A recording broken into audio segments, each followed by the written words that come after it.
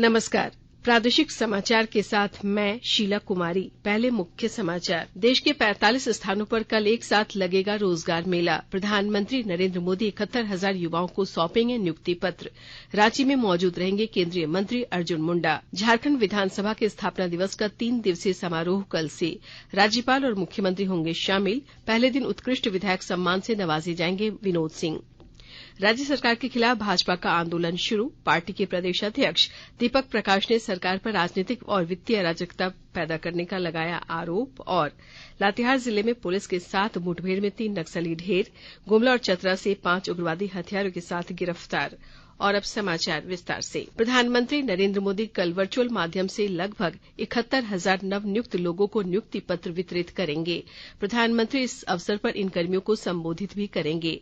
नवनियुक्त कर्मियों को नियुक्ति पत्रों की प्रतियां देश भर के 45 स्थानों पर सौंपी जाएंगी। रोजगार सृजन को मुख्य प्राथमिकता देने की प्रधानमंत्री की प्रतिबद्धता पूरी करने की दिशा में ये रोजगार मेला महत्वपूर्ण कदम है। इस वर्ष अक्टूबर में रोजगार मेले के तहत नवनियुक्त 75,000 लोगों को नियुक्ति पत्र सौंपे गए थे। प्रधानमंत्री कर्मयोगी प्रारंभ मॉड्यूल की भी शुरुआत करेंगे। ये विभिन्न सरकारी विभागों में सभी नवनियुक्त कर्मियों के लिए ऑनलाइन आरंभिक पाठ्यक्रम है। इसमें सरकारी सेवकों के लिए आचार संहिता, कार्यस्थल पर नैतिकता, सत्यनिष्ठा और मानव संसाधन नीतियां शामिल हैं। इन कर्मियों को अपने ज्ञान, कौशल और दक्षता को बढ़ाने के लिए अन्य पाठ्यक्रम का भी अवसर मिलेगा। रांची में भी कल रोजगार मेला का आयोजन सिम्बो स्थित सीआरपीएफ ग्रुप केंद्र में आयोजित किया जाएगा। इसका आयोजन सुबह 9:30 बजे से आरंभ होगा।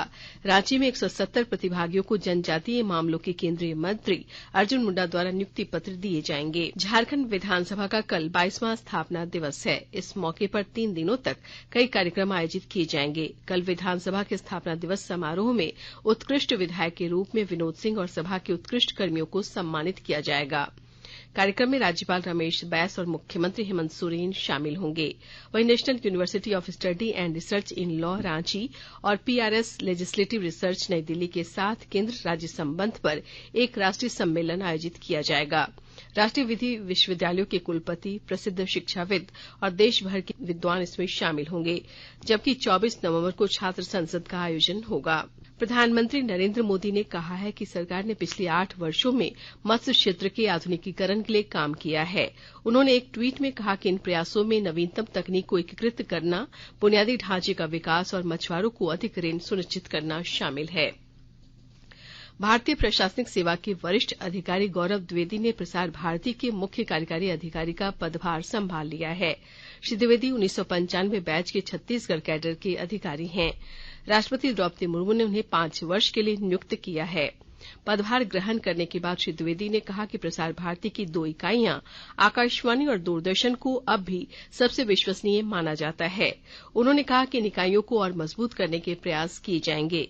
इस अवसर पर आकाशवाणी की महानिदेशक डॉक्टर वसुधा गुप्ता और दूरदर्शन के महानिदेशक मयंक अग्रवाल सहित अन्य वरिष्ठ अधिकारी उपस्थित थे। गोवा में भारतीय अंतर्राष्ट्रीय फिल्म समारोह में आज भारतीय पैनोरमा शुरू हुआ। इसकी शुरुआत पृथ्वी कोनानूर द्वारा निर्देशित कन्नड़ फीचर फिल्म हेडिने लेंटू के प्रदर्शन के साथ हुई। इस खंड में 25 फीचर फिल्में और 20 गैर फीचर फिल्में दिखाई जा रही हैं। सूचना और प्रसारण मंत्री अनुराग सिंह ठाकुर भारतीय पैनोरमा के उद्घाटन समारोह में शामिल हुए। इसमें विवेक अग्निहोत्री की कश्मीर फाइल्स और एसएस राजामौली की आरआरआर फिल्में प्रदर्शित की जाएंगी। इस दौरान सूचना और प्रसारण मंत्री ने फिल्म बाजार में 75 क्रिएटिव माइंड्स ऑफ टुमारो खंड का भी उद्घाटन किया। उन्होंने देश भर से चुने गए 75 प्रतिभावान युवाओं से बातचीत भी की। नई शुरुआत आपके जीवन की हो रही है। पंख लगाने का काम हमारे यहाँ पर जो मास्टर क्लास के अंतर्राष्ट्रीय और राष्ट्रीय स्तर के ऐसी वो हस्तियां हैं जिनसे शायद आपको इस उम्र में या इतनी जल्दी मिलने का अवसर भी ना मिले। एक वो प्लेटफॉर्म बना है जहां पर आपकी प्रतिभा को और निखारा जा सके, आपको नेटवर्किंग करने का अवसर मिल सके और आप फिल्म जगत की दुनिया में क्रिएटिव माइंड्स के रूप में आगे बढ़ सकें। पर्यावरण संरक्षण का संदेश देने और सिंगल यूज प्लास्टिक के उपयोग पर रोक लगाने को लेकर उत्तर प्रदेश के बुलंदशहर से साइकिल यात्रा पर निकले चंकी राही आज कोडरमा पहुंचे। कोडरमा पहुंचने पर चंकी राही ने लोगों को पर्यावरण के प्रति जागरूक किया और उनसे से ज्यादा पेड़ पौधे लगाने की अपील की। चंकी राही भारतीय सेना में बतौर जेई कार्यरत थे और दिल्ली एनसीआर में रहने के दौरान उन्होंने ये महसूस किया कि अगर पर्यावरण को बचाया नहीं गया तो स्थिति और भी भयावह हो जाएगी। बहरहाल नौकरी छोड़कर उन्होंने पर्यावरण बचाने की इस मुहिम को शुरू किया है। आकाशवाणी के ताजा तरीन समाचारों के लिए आप हमारी वेबसाइट newsonair.com पर लॉग ऑन कर सकते हैं। ताजा समाचार Twitter handle @AIR News Alerts और Facebook page all India radio news पर भी उपलब्ध है। आप प्रादेशिक समाचार एकांश के Twitter handle @AIR News Ranchi और फेसबुक, इंस्टाग्राम पेज तथा YouTube channel AIR News Ranchi पर भी हमारे बुलेटिन सुन सकते हैं। प्रादेशिक समाचार आप आकाशवाणी रांची से सुन रहे हैं। राज्य सरकार की नीतियों के खिलाफ भारतीय जनता पार्टी ने आज रांची में जनाक्रोश रैली निकाली। रैली में पार्टी के प्रदेश अध्यक्ष दीपक प्रकाश सहित अन्य वरिष्ठ नेता शामिल हुए। इस दौरान पार्टी नेताओं और कार्यकर्ताओं ने उपायुक्त कार्यालय का घेराव किया और सरकार विरोधी नारे लगाए। इस मौके पर श्री प्रकाश ने आरोप लगाया कि राज्य में भ्रष्टाचार चरम पर है, इस कारण यहां राजनीतिक और वित्तीय अराजकता पैदा हो गई है। पश्चिमी सिंहभूम जिले के चक्रधरपुर में हिंदुवादी नेता कमलदेव गिरी हत्याकांड मामले में पुलिस ने 2 आरोपियों को गिरफ्तार किया है। दोनों आरोपी चक्रधरपुर के ही रहने वाले हैं। इस बीच भाजपा विधायक दल के नेता बाबूलाल मरांडी ने आज कमलदेव गिरी के परिजनों से मुलाकात की।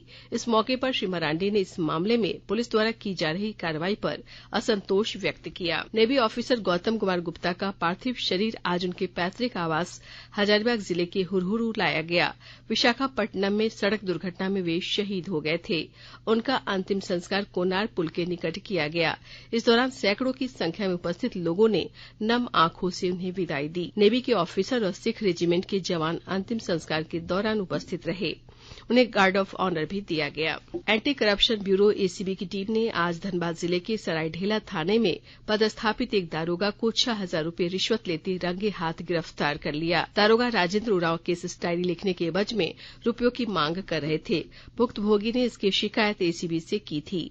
मामले के सत्यापन के बाद एसीबी ने जाल बिछाकर आरोपी दारोगा को रंगे हाथ पकड़ लिया। नक्सलियों के खिलाफ चलाए जा रहे राज्यव्यापी अभियान में पुलिस को बड़ी सफलता मिली है।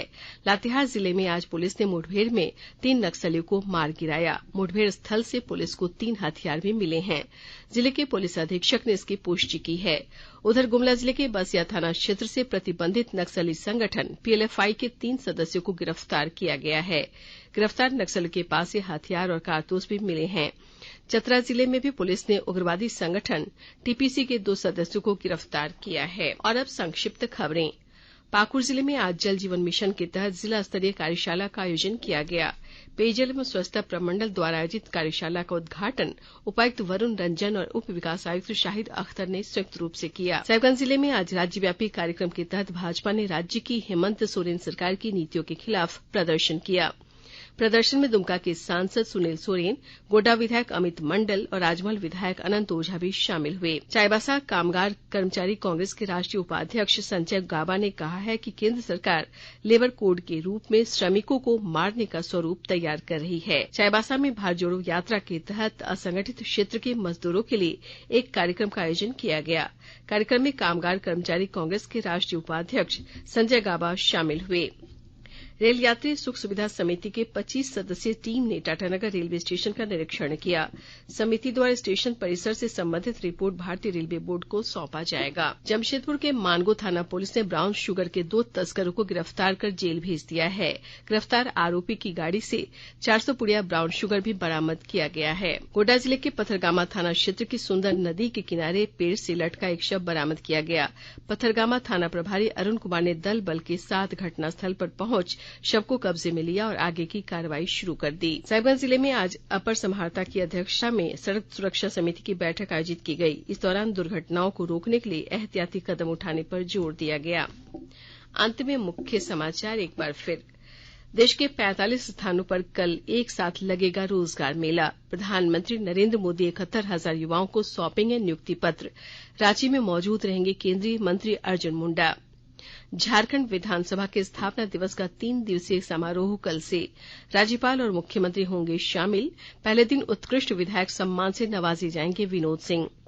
राज्य सरकार के खिलाफ भाजपा का आंदोलन शुरू, पार्टी के प्रदेश अध्यक्ष दीपक प्रकाश ने सरकार पर राजनीतिक और वित्तीय अराजकता पैदा करने का लगाया आरोप। और लातेहार जिले में पुलिस के साथ मुठभेड़ में 3 नक्सली ढेर, गुमला और चतरा से 5 उग्रवादी हथियारों के साथ गिरफ्तार। इसके साथ ही आकाशवाणी रांची से प्रादेशिक समाचार का ये बुलेटिन समाप्त हुआ। नमस्कार।